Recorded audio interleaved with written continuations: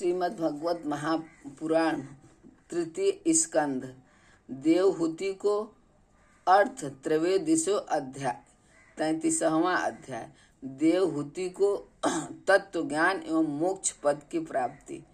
मैत्रेय जी कहते हैं, विदुर जी श्री कपिल भगवान के ये वचन सुनकर कंदर्प जी की प्रिय पत्नी माता देवहूति के मोह का पर्दा फट गया और वे तत्व प्रतिपादक सांख्या शास्त्र के ज्ञान की आधार भूमि भगवान श्री कपिल जी को प्रणाम करके उनकी स्तुति करने लगी। देवहूति जी ने कहा, कपिल जी, ब्रह्मा जी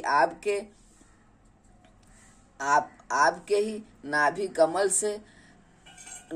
कमल से प्रकट हुए हैं। उन्होंने प्रलयकालीन जल में शयन करने वाले आपके पंचभूत इंद्रिय शब्दादि विषय और मनोमय विग्रह का जो सत्यवादी गुणों के प्रभाव से युक्त सत्य रूप और कार्य एवं कारण दिनों का बीज है, ध्यान ही किया था। आप निष्क्रिय सत्य संकल्प संपूर्ण जीवों के प्रभु तथा सहस्त्रों अचिंत्य शक्तियों से संपन्न हैं। अपनी शक्ति को गुण प्रवाह रूप से ब्रह्मादि अनंत मूर्तियों में विभक्त करके उनके द्वारा आप स्वयं ही विश्व की रचना याद करते हैं। नाथ, यह कैसी विचित्र बात है कि जिनके उदर में प्रलय काल आने पर यह सारा प्रपंच लीन हो जाता है और जो कल्प मात्र में मायामय बालक का रूप धारण कर अपने चरण का अंगूठा चूसते हुए अकेले ही बट वृक्ष के पत्ते पर शयन करते हैं, उन्हीं आपको मैंने गर्भ में धारण किया है। विभो, आप पापियों का दमन और अपने आज्ञाकारी भक्तों का अभ्युदय एवं कल्याण करने के लिए स्वेच्छा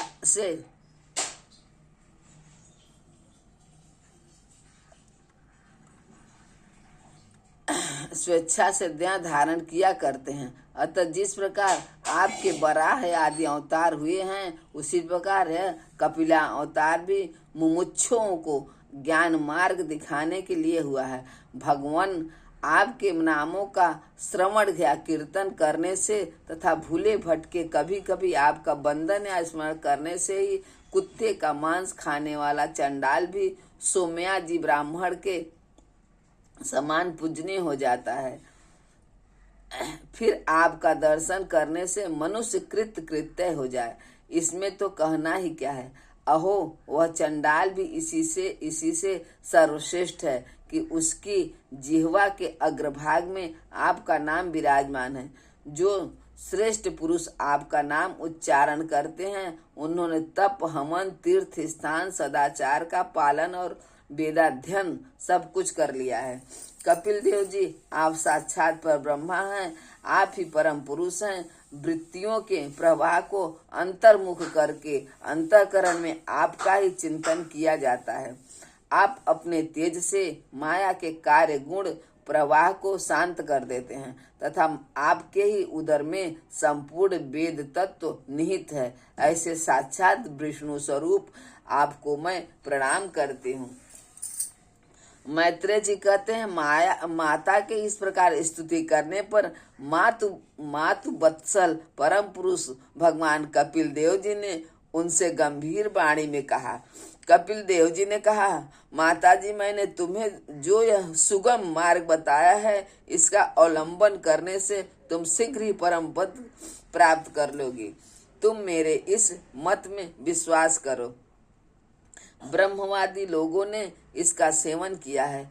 इसके द्वारा तुम मेरे जन्म मरण हित स्वरूप को प्राप्त कर लोगी। जो लोग मेरे इस मत को नहीं जानते, वे जन्म मृत्यु के चक्कर में पड़ते रहते हैं। मैत्रेय जी कहते हैं, इस प्रकार अपने श्रेष्ठ आत्मज्ञान का उपदेश कर श्री कपिल देव जी अपनी ब्रह्मवादिनी जननी की अनुमति लेकर वहां से चले गए। तब देवहूति जी ने सरस्वती के मुकुट सदृश अपने आश्रम में अपने पुत्र के उपदेश किए हुए योग साधन के द्वारा योगाभ्यास करती हुई समाधि में स्थित हो गए। त्रिकाल स्नान करने से उनकी घुघुराली अलके भूरी भूरी जटाओं में परिणत हो गई तथा चीर वस्त्रों में ढका हुआ शरीर उग्र तपस्या के कारण दुर्बल हो गया। उन्होंने प्रजापति कंधर्व के तप और योग बल से प्राप्त अनुपम गृहस्थ सुख को, जिसके लिए देवता भी तरसते हैं, त्याग दिया। जिसमें दुग्ध फेन के समान स्वच्छ और सुकोमल सैया है, युक्ति हाथी दांत के पलंग, सुवर्ण के पात्र, सोने के सिंहासन और उन पर कोमल कोमल गद्दे बिछे हुए हैं तथा जिसकी स्वच्छ स्फटिक मणि महामकरतमणि की भीतों में रत्नों की बनी हुई रमणी मूर्तियों के सहित मणिमय दीपक जगमा रहे थे, जो फूलों से लदे हुए अनेकों दिव्य वृक्षों से सुशोभित था, जिसमें अनेक प्रकार के पक्षियों का कलवर और मतवाले भंवरे गुंजार होता था, जहाँ की कमल गंध से सुभाषित बावलियों में कंधर्व जी के साथ उनका लाड प्यार पाकर कीड़ा के लिए प्रवेश करने पर उसका देवहूति गर्भवर्ध गण गुणगान किया करते थे, और जिसे पाने के लिए इंद्राणियां भी ललायित रहती हैं, उसी गृहोद्यान की ही ममता उन्होंने त्याग दी। किंतु पुत्र वियोग से व्याकुल होने के कारण अवश्य उनका मुख कुछ उदास हो गया। पति के वनगमन के अनंतर पुत्र का भी वियोग हो जाने से आत्मज्ञान संपन्न होकर भी ऐसी व्याकुल हो गई, जैसे बछड़े के बिछुड़ जाने से उसे प्यार करने वाली गौएं। वत्स विदुर अपने पुत्र कपिल देव रूप भगवान हरि का ही चिंतन करते करते वे कुछ ही दिनों में ऐसे ऐश्वर्य संपन्न घर से भी उपरुक्त हो गए। फिर वो कपिल देव जी ने भगवान के जिस ध्यान करने योग प्रसन्न वंदना विदय युक्त स्वरूप का वर्णन किया था, उसके एक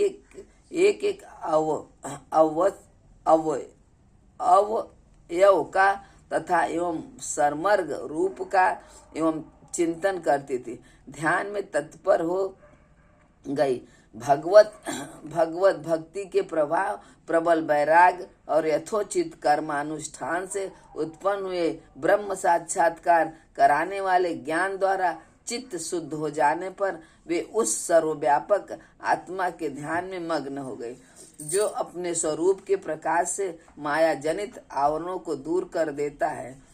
इस प्रकार जीव के अधिष्ठानभूत पर ब्रह्मा श्री भगवान में ही बुद्धि स्थित हो जाने से उनका जीव भाव निवृत्त हो गया है। वे समस्त कलेशों से मुक्त होकर परमानंद में निमग्न हो गए हैं। अब निरंतर समाधिस्थ रहने के कारण उनकी विषयों के सात्विक भ्रांति मिट गई और उन्हें अपने शरीर की भी सुध न रही।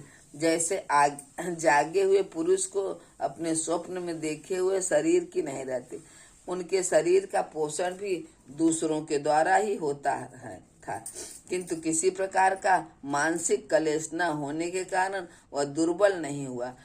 उसका तेज और भी निखर गया और वह मैल के कारण धूम युक्त अग्नि के समान सुशोभित होने लगा। उनके बाल बिथुर गए वे और वस्त्र भी गिर गया तथापि निरंतर श्री भगवान में चित्त लगा रहने के कारण उन्हें अपने तपोयोगमय शरीर की कुछ भी शुद्धि नहीं थी, केवल प्रारब्ध ही उसकी रक्षा करता था। विदुर जी जिस प्रकार देवहूति ने कपिल देव जी के बताए हुए मार्ग द्वारा थोड़े ही समय में नित्य युक्त परमात्मा स्वरूप श्री भगवान को प्राप्त कर लिया, बीरवर जिस स्थान पर उन्हें सिद्ध प्राप्त हुई थी वह परम पवित्र क्षेत्र त्रिलोकी में सिद्धपद नाम से विख्यात है। साधु स्वभाव विदुर जी योग साधन के द्वारा उनके शरीर के सारे दैहिक मल दूर हो गए। वह एक नदी के रूप में परिणत हो गया, जो सिद्ध गण से सेवित और सब प्रकार की सिद्धि देने वाली है। महायोगी भगवान कपिल जी की माता कपिल जी भी माता की आज्ञा ले पिता के आश्रम से ईशान कोण की ओर चले गए। वहां स्वयं समुद्र ने उनका पूजन करके उन्हें स्थान दिया। वे तीनों लोकों को शांत प्रदान करने के लिए योग मार्ग का अवलंबन कर समाधि में स्थित हो गए। सिद्ध चारण गंधर्व मुनि और अप्सरागण उनकी स्तुति करते हैं तथा सांख्य चारगण भी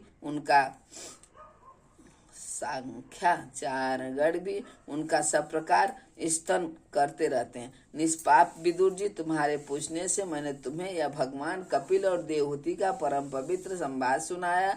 यह कपिल देव जी का मत अध्यात्म योग का मूल रहस्य है। जो पुरुष इसका श्रवण या वर्णन करता है वह भगवान गरुड़ ध्वज की भक्ति से युक्त होकर शीघ्र ही श्रीहरि के चरणा बिंदु को प्राप्त कर लेता है। श्रीमद् भगवते महापुराणे संहिता तृतीय स्कंदे कपिलोपखाने त्रयोदशे अध्याय समाप्त इति तृतीय स्कंध समाप्त। हरिओम तस्तस, हरिओम तस्तस, हरिओम तस्तस, हरिओम तस्तस, हरिओम तस्तस, हरिओम तस्तस, हरिओम तस्तस, हरिओम। बोलो सियावर रामचंद्र की जय। पवन पुत्र।